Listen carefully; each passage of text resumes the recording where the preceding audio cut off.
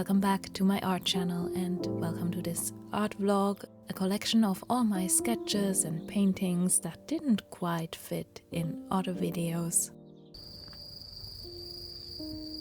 This time of the year always feels like it passes way too quickly.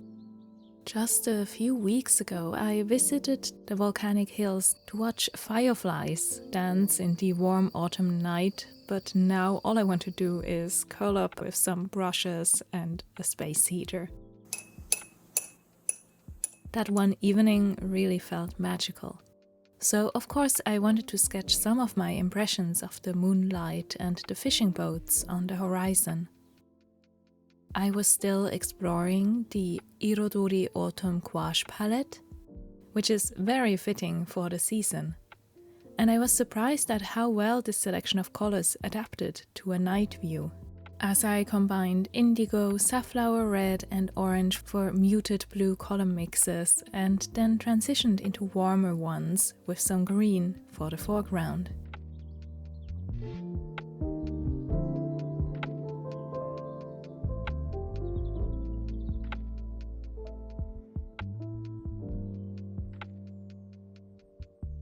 The fireflies that night kept flitting about, and sometimes I saw up to 6 or 7 at a time clustered together, dancing in the dark.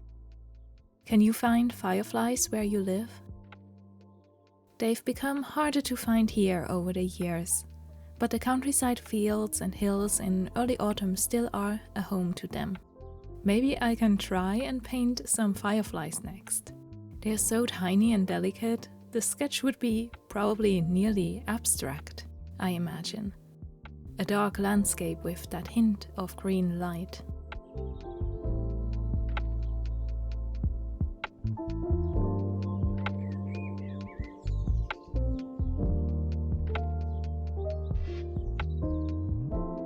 Why am I painting these scenes? Well, beyond just wanting to capture that evening in my sketchbook, I've been thinking about making another art scene, or maybe a series of themed postcards.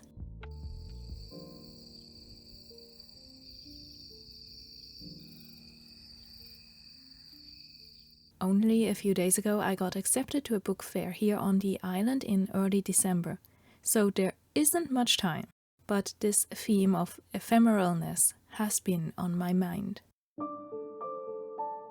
Every year, summer and winter seem to drag on longer, only for those short-lived, perfect weeks of autumn or spring in between to pass too quickly.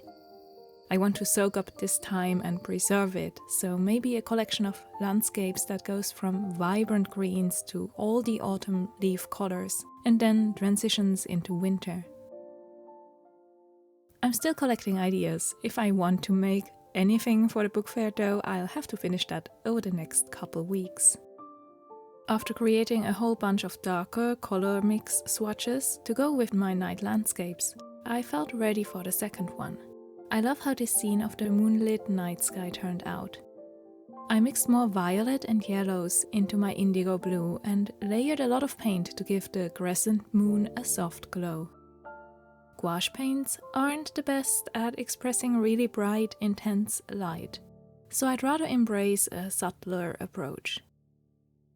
I think I'll turn this little painting into a vinyl sticker for Patreon this month.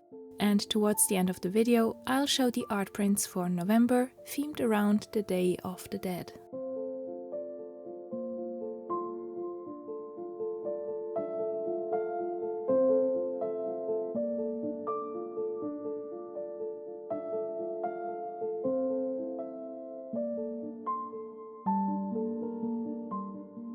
Making art scenes or themed serial art of any kind really has given me a lot of direction in this second half of the year. I've been very busy with client work ever since early July, but because I have this drive to not just create single sketches, but more or less cohesive series of sketches for scenes, I'm excited to dive into my sketchbooks whenever I have free time. Since all the sketches are kind of connected, it feels easier to find ideas and subjects I want to paint, even if I don't have much time.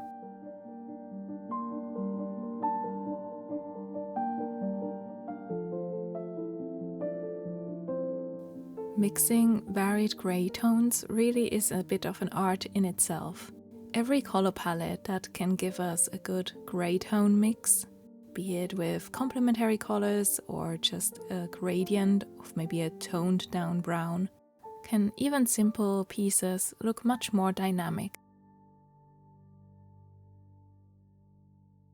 I emphasized the yellow glow of the moonlight by surrounding it with that green greyish hue to really push the contrast there.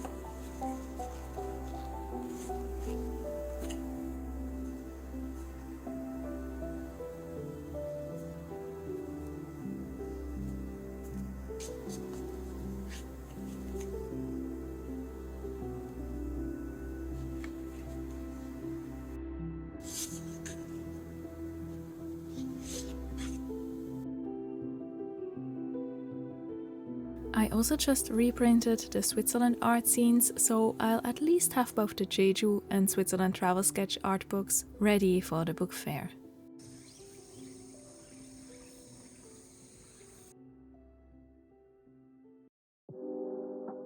The end of 2025 is now approaching so fast. I have some regrets on the art side. Some materials that I've neglected, for example. One of those is my large watercolor sketchbook. I'd used it a lot during spring for Jeju-themed watercolor art, but then gouache paints came into my life and took over my sketchbook practice. So when I needed to draw character sketches for an illustration, I finally opened this Hahnemühle sketchbook again and brought out my watercolor palette.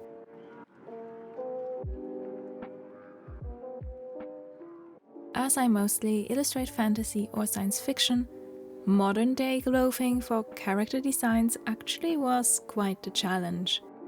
Maybe because I'm very unfashionable, or if you want to be generous, I have a capsule wardrobe. So the designs I came up with both should fit the book characters, but they also still reflect some of my own taste. I took some time to just sketch these characters out in pencil and experiment with different color combinations, color palettes to make sure everyone has a distinct theme. Even though the actual illustration is then painted in acrylics with a denser, less stylized art style, the looser watercolor sketches helped me make those initial choices to then translate into acrylics.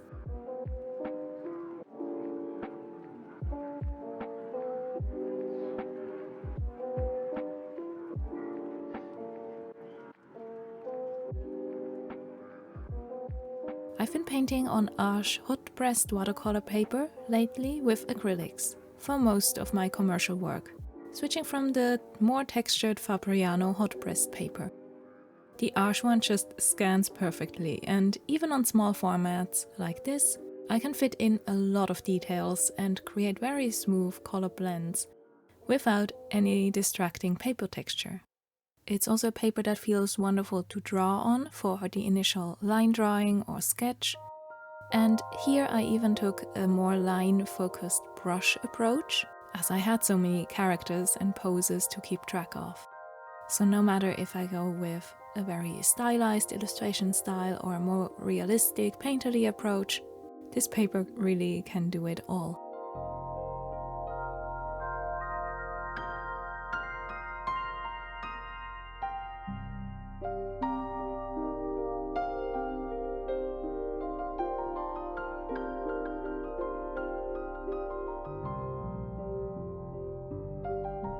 This illustration is by now finished, and I've actually been sharing a lot of my book illustration work over on Patreon lately. So if you're curious about that side of my work, less sketchbook or experiment focused, but the actual paintings, then that's where you can find a more detailed look at those.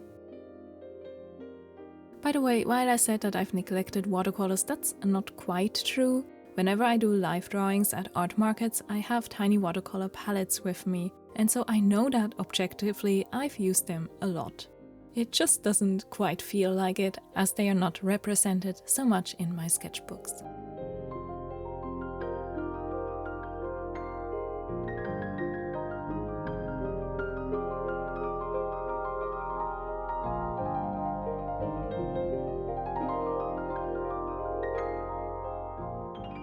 I was pretty exhausted earlier this autumn, I have to admit.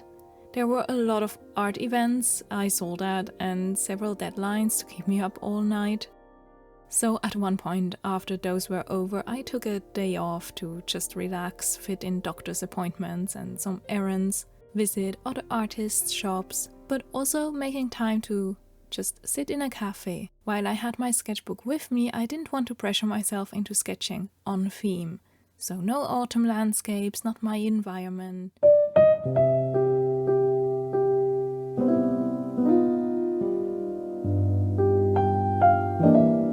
Jeju has so many cute little art shops run by independent artists creating their own work, and so I always like visiting those and grabbing a few things.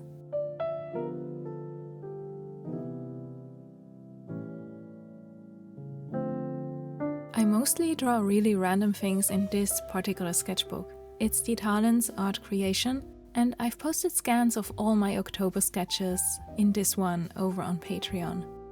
It's where I use the most varied art supplies, as it kind of is just an experimental little space for me.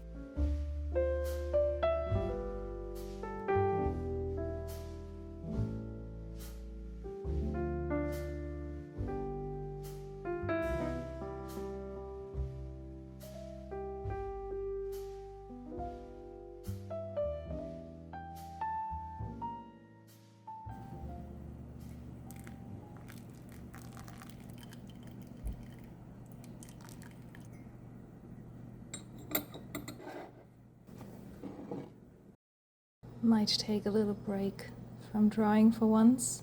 This is a shorter essay book by the Korean author Hangang, and it might be slightly out of my league when it comes to my Korean skills, just because also her writing style isn't like super simplistic or anything. It's why I loved the translated versions after all too.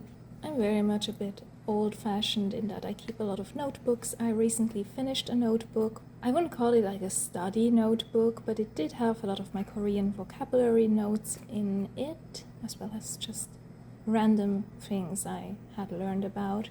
As in, I literally just started this. There's some translation notes. I don't usually share a lot of my life outside of the things related to art, but this is how I relax. And also because my art isn't the most intellectually challenging, I do try and use my brain every once in a while.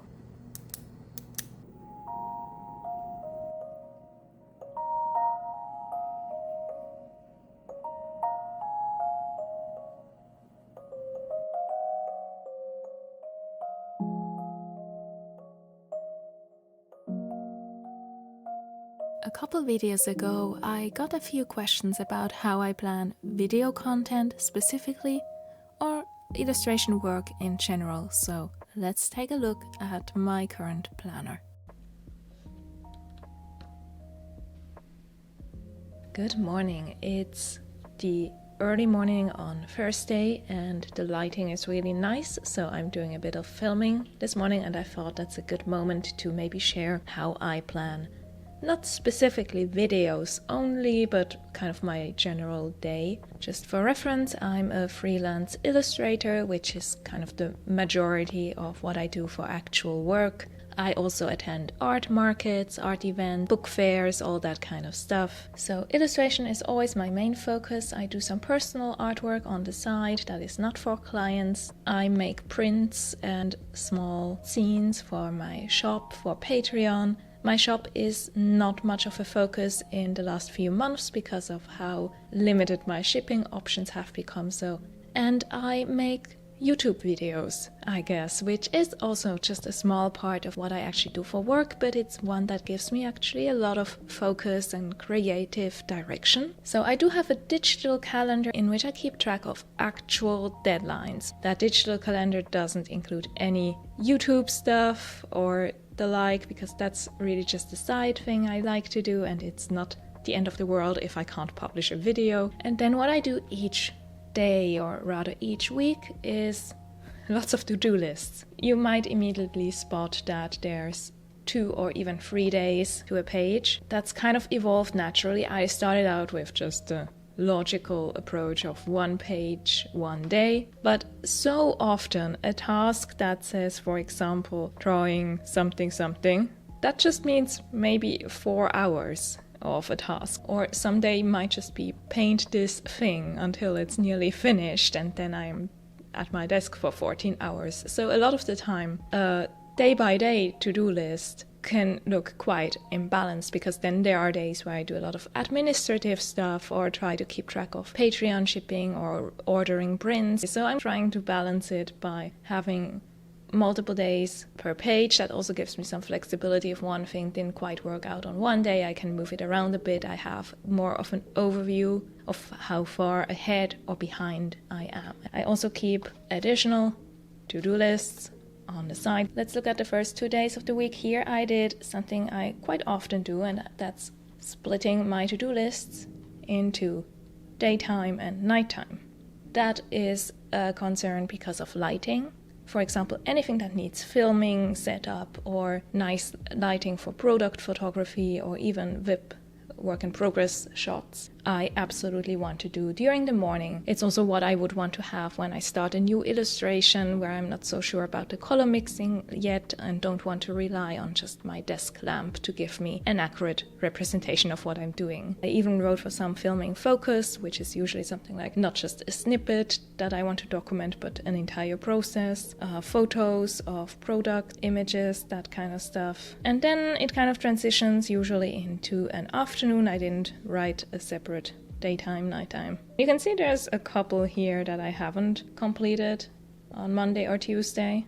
And I could give excuses for that, but mostly I've been too lazy to look up the payment information. Here we have the nighttime tasks. I don't recommend you work until late at night, but I'm very much a night owl. So I force myself to get up early to do the kind of light sensitive stuff. Chip away at work. Usually if I do take time off to run errands or go somewhere or meet friends, that's actually then in the early afternoon, and I then go back to work usually until quite late. It's not the most healthy approach, but it's what works for me. I focus best at night. A rough cut for a new video, layout sketches that need sketching but aren't color sensitive, pretty laid back couple days here. I also keep track of main tasks that I want to focus on up here. And as you could see, there was no distinction between Monday or Tuesday. And all the tasks here, it didn't matter if I finished them on Monday or Tuesday, as long as by midweek they'd be done. So I quite like that. If I feel in the mood late at night to sit at my desk and sketch new illustration ideas, I can do that. But if I'd rather instead do my video editing and kind of mindlessly cut footage while listening to a podcast or an audiobook, then I can do that. As long as stuff gets done, it's fine. Now here we have 3 days in a row. This changes each week. It's not always Wednesday, Thursday, Friday. I've tried more structured journaling methods. I've kept bullet journals for a long time, planners of all kinds, and in the end something like this works best for me.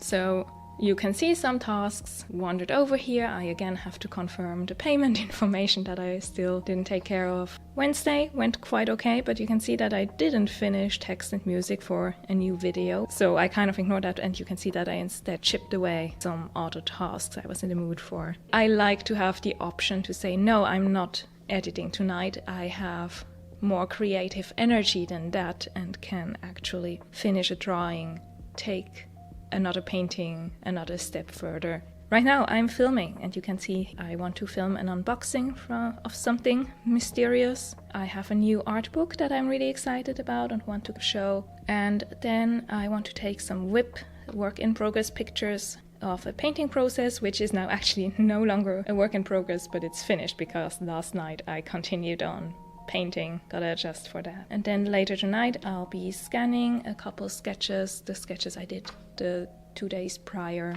and send those to different clients. And then I'm at my PC anyway, so maybe then I can do the text, music edits for the video. That's kind of how my days just go. I know that a lot of my tasks take a long time, so I don't want to be overly precise with it. And then what I usually do if I have a double spread like this is a preview of what's coming up, so I don't have to think too hard about forgetting possibly some things. And I actually don't do these way in advance. I do have my calendar for the long-term planning, but I found that actual to-do lists I'd rather write the night before, or like on the first of a group of days in the morning. Videos and projects I want to finish in late November, early December.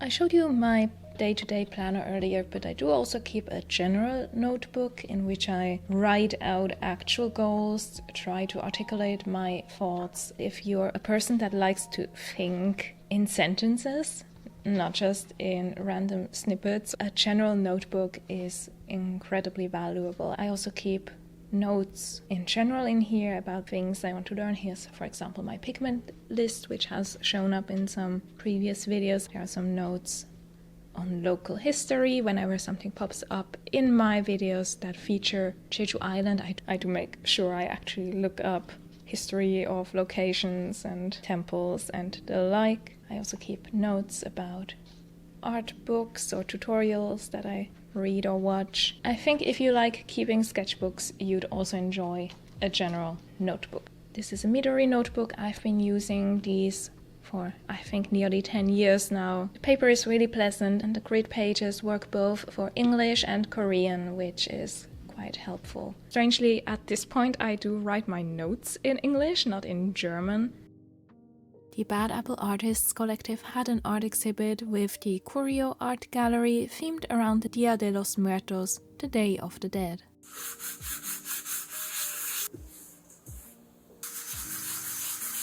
I have been working on concepts surrounding Korean ghosts and supernatural creatures, so I like the idea of having a Korean ghost visiting the festivities of Dia de los Muertos, taking in the sights and having a nice moment with a local ghost. I titled this one Ghost Tourist for a more playful take on the theme. I really wanted to experiment with more autumn colors, but a more saturated, intense version. Orange candlelight, 2 glowing ghosts, colorful details of the ofrenda all bathed in warm light. So in a way, this acrylic painting was an extension of all my gouache experiments this autumn. I also went with a more stylized approach, as you can see, to balance some of the more detailed and realistic book illustrations I've painted recently. It's all about that balance, especially for these small original works. I'd joined the exhibit lineup before the whole tariff situation and didn't just want to cancel when, in October, I still couldn't ship to the US. It's been a bit of a calculation problem on my end. Should I just continue creating original art for these themed events? I can't ship large art to the EU, and even now that shipping to the US is possible again, shipping fees have gone up and I have to charge tariffs as well. Should I focus on very small art to keep the tariffs lower, but then the shipping fee is disproportionately high? Or go for larger pieces so the shipping would be worth it, even though that makes the percentage-based tariff fees higher?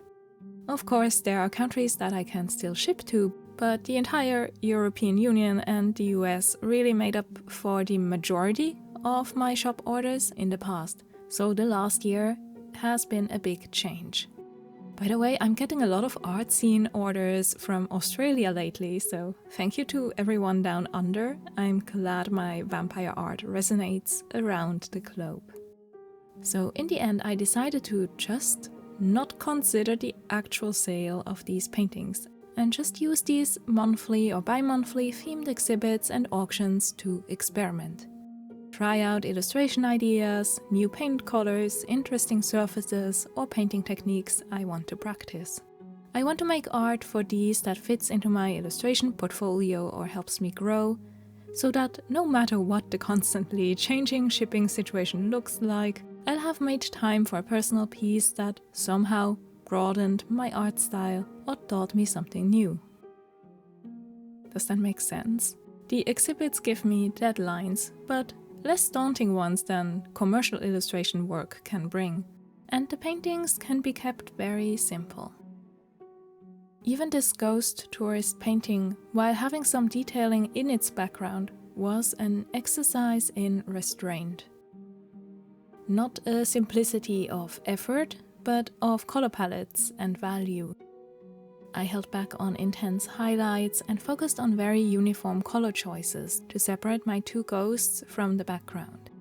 So while the background elements are pretty detailed, it's all about value shifts and very subtle color changes, with all of these purple, grays and oranges blending into each other. By the way, if you look closely at the background, my Korean ghost tourist brought some gifts as well.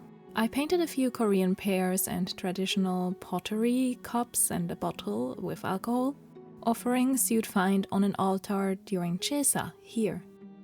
I found it interesting to research and find similarities in these rituals around the globe, and wanted to give them a nod here. Distinct traditions, but an underlying desire or emotion that connects us all. I really liked this simpler style of character illustration, kind of more like a picture book illustration than a fantasy illustration, if that distinction makes sense. And lately I've been painting so many candles, so in a way this was very much on theme. I also tried to really push my brushwork a bit more. It's still quite delicate, but I tried to not be too fussy about details and just leave some rougher textures peeking through. I've been really enjoying this Stay Wet palette. These come with a sponge that keeps your paints fresh for a long time, which is very important for acrylics, which are so quick drying usually. I don't use it always, it's not really worth it for the first color layers to go through these papers so quickly, but then for final details I like having this option of mixing larger quantities of paint and being able to return to my painting at any time and having still wet paint on that palette. I used a lot of cobalt turquoise and cobalt green for the ghosts, even if they look overall blue thanks to that very saturated ultramarine blue outline. I wanted to see if I can create an illusion of glowing ghosts by using not a brighter outline but a more saturated color as an outline, and I quite like this effect. And then the background is of course a lot of cadmiums, cadmium orange, cadmium red light, and mixed with burnt sienna, raw umber, and a lot of the green that's also part of the ghosts to tone it all down. There's also always alizarin crimson hue in my paintings. It's my favorite red. There's something so delicate but also intense about it, and I like to mix it with my oranges to give them more variety.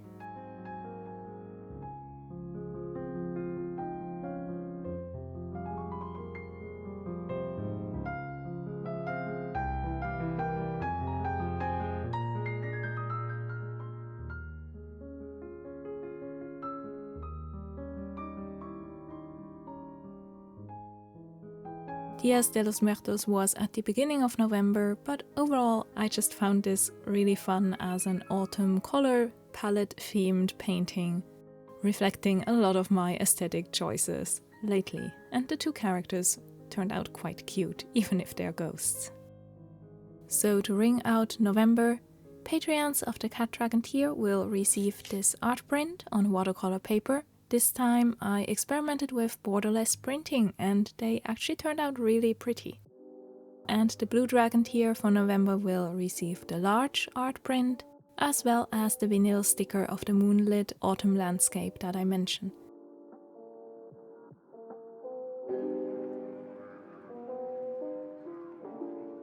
And then autumn will be gone, winter is coming, and I'm already preparing some special year-end prints and sticker designs for December to celebrate.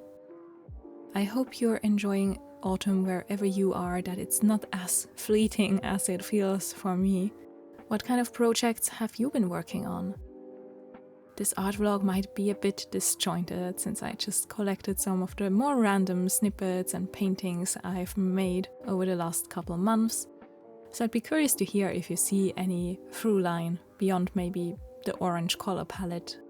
That seems to pop up more and more often.